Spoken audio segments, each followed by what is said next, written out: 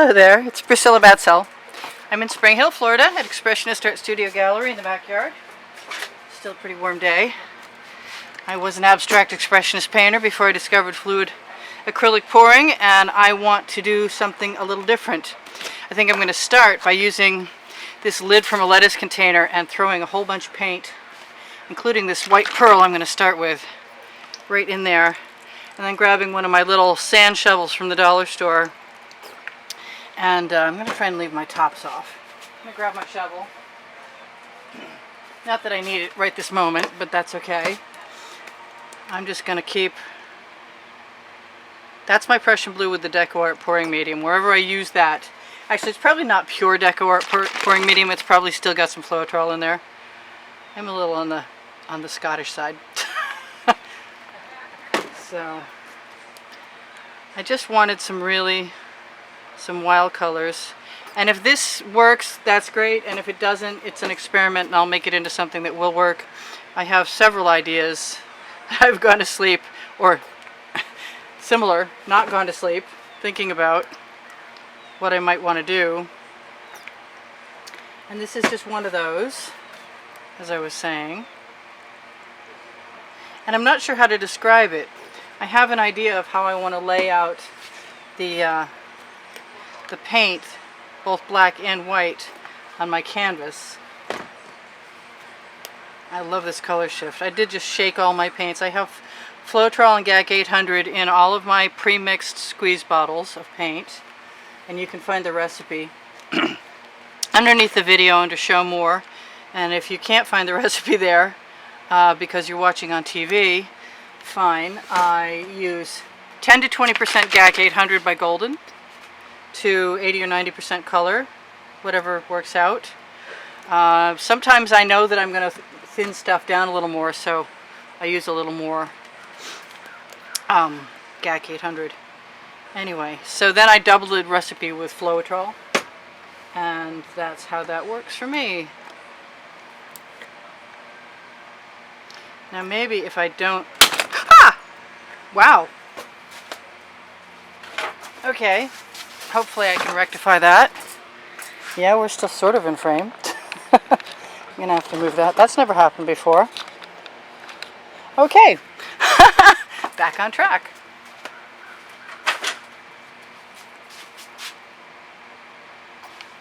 That was weird.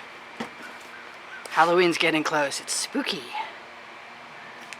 I want some more white. Want some more black, want some more yellow. Actually, there wasn't any yellow in there so far. I have all kinds of orange. I've been doing Halloween colored pours. So I think the last thing to go in there is either going to be more... Yeah, I'm going to do that. And I'll just pour the rest of this off in some other form of poured painting. I don't use enough light colors. That's what I think. And I definitely intended on using a bunch of this and didn't do it. So now I'm going to make a little room over here beside my canvas. I don't know if you can see that anymore since we just changed the configuration of my tripod rather suddenly. That's black, so this is a really strange idea that I have.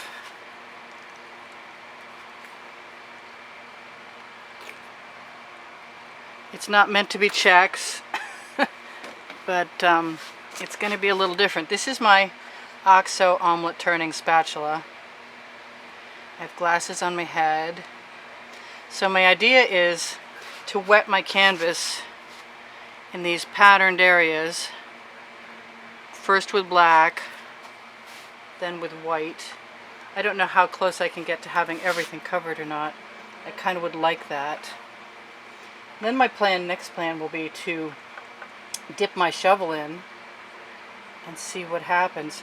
And originally I wasn't going to tip this, but there's no promises when I do stuff. I tend to change my mind if it seems like a good idea at the time. And I've got some black paint flowing down over the edge. Anyway, so we sort of got a checkered flag, and let's get this race underway. I'm going to wipe off my spatula as best I can on my wet rag and come back and see if I can do what I want to do, which is to fill in these other spots without it completely getting, you know, trashed. Although that one's going to be tough. Yeah, that was my head. I'm going to have to fix that tripod. I guess I might have to not be as concerned as I would have been had the tripod not freaked me out. Let's put the glasses on my face. Always makes it easier to see the difference between white canvas and white paint. Or somewhat schmutzy white paint. I'm not going to worry about right now at all. I just basically use my spatula, even if it's the small ones that I usually use, which are Princeton Catalyst art tools. I basically just push a bead of paint right up into another one, like so. And this is a great spatula because it's not just the blade side that works for me, it's the other side. Anyway, there's an Amazon link below the video, or right below the video actually, and if you're lucky you're going to find this OXO omelet turning spatula there. Get the bigger one if you can. It's the better one to have, and it was less money. So I'm going to knock off the rest of that paint because paint moves paint. Whoops. And try not to dip my hands too far. That's going in the bucket. Get a bucket with sand in it and use it for your paint water instead of pouring it down the pipes in your house, because plumbers will love you but your significant other will not. So I'm just going to take some of my beautiful paint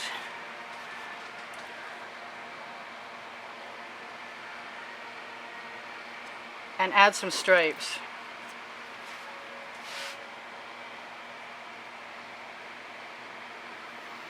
And it might be simple, but it's what I had in mind. And I've got little scoops, which may be the next stage of this. I'm allowing some of the paint to fall out of that shovel and just go right down over the edge. Oh boy. Okay, what now? Let's just wing it, shall we? That's not really what I was planning, but that's okay. Kind of lost my track somewhere along the way. Let's just do this.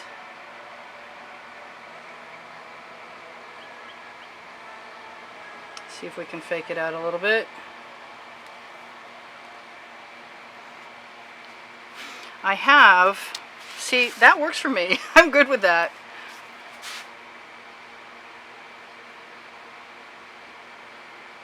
Instead of pulling the scoop out, I'm just going to use the shovel.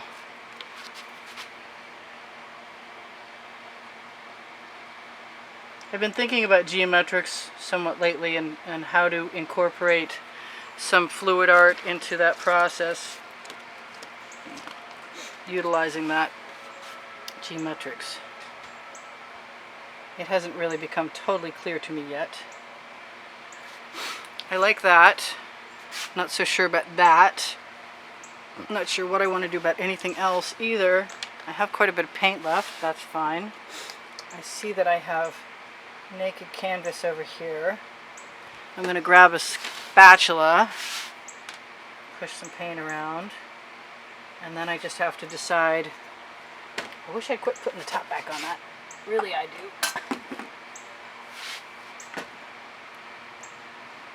And I really wasn't expecting to have schmutz in there.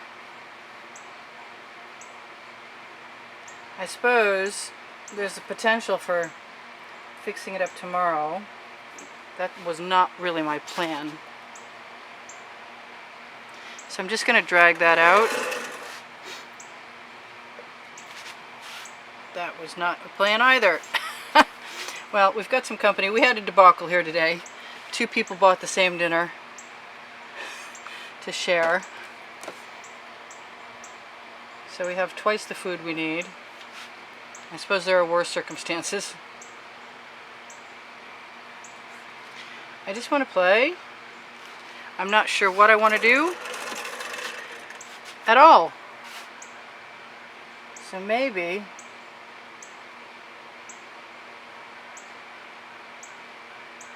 I'll just add some stripes through the black and the white and see what happens. It's a because I can moment. And it might be just really simple.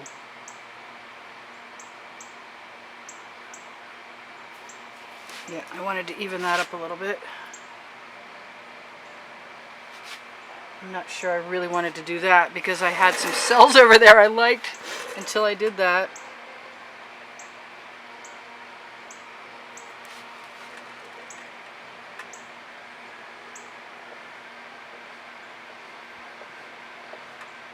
I guess this falls into the line of something like geometrics.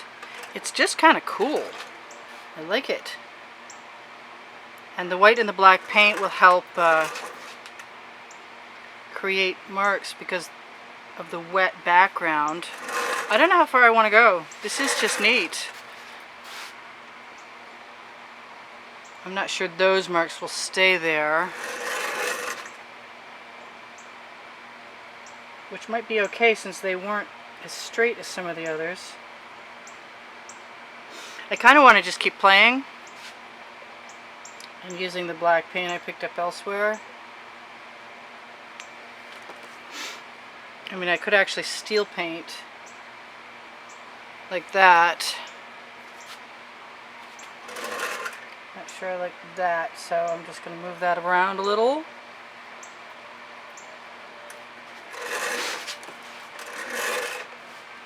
I don't want to do much of anything to that, so you know what? I've got all this paint next to me,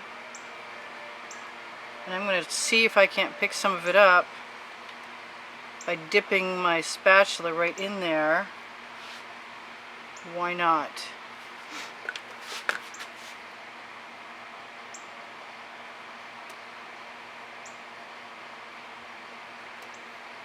It's all in fun, right? Yeah, I'm having fun. And we have 5 minutes left, so I'm going to tell you that it's time for me to use a torch to release any air bubbles caught in the paint. And I'm going to take some purple, put it right there, because I can. Nothing has to be perfect. I use GAC 800, I think I mentioned that in my recipe, which means that if my paint is thick, I won't have a problem keeping it that way. I love that purple. I don't know if it'll stay or not. That's a folk art neon purple that dries lighter when it's near white and darker, more burgundy-like when it's not. So I'm not minding my little dots. That's okay. I could probably throw a few of those around and be pretty happy about it. This isn't exactly what I had in mind, but I'm also not complaining. I like it. It was an experiment. It doesn't make me want to stop. I'm having a problem stopping, can you tell? Anyway, so if you like my artwork and you want to help me keep working, I depend on YouTube and just recently started making a little bit of an income there, but contributions are always welcome and appreciated thoroughly, especially the ones that have already been made. Thank you all for keeping me painting and letting me continue making YouTube videos. And I want to say I thank you for all the appreciation. You guys are wonderful and very appreciative. And I love the communication and the conversation. And the contribution, I said that. PayPal and Pinterest, PayPal and Patreon are both places that if you find the icon on my YouTube header or the link under the video, you can click on them and they'll take you someplace that you can donate. There's Pinterest at the very bottom, and there is also an Instagram link, and the Facebook album of wet and dry artworks from YouTube is there as well. So all I basically have to do at this point is touch up my edges where the black is black and the white is white, and I've got a dish full of paint, so if I want to lead the stripes down over the side, or you know what, in that case, right there, I see that.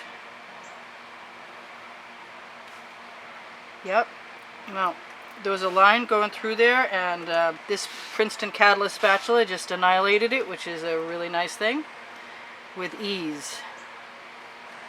And there's plenty of paint there to go over the edge. So I'll be touching that up when this is over. And I keep trying to torch, but I'm not doing a good job. We got 2 minutes left. I'm not going to worry about anomalous little spots. It's an abstract artwork. It's the nature of the beast. I like what I've got. I'm going to remind everybody that I torch to release the air bubbles caught in the paint.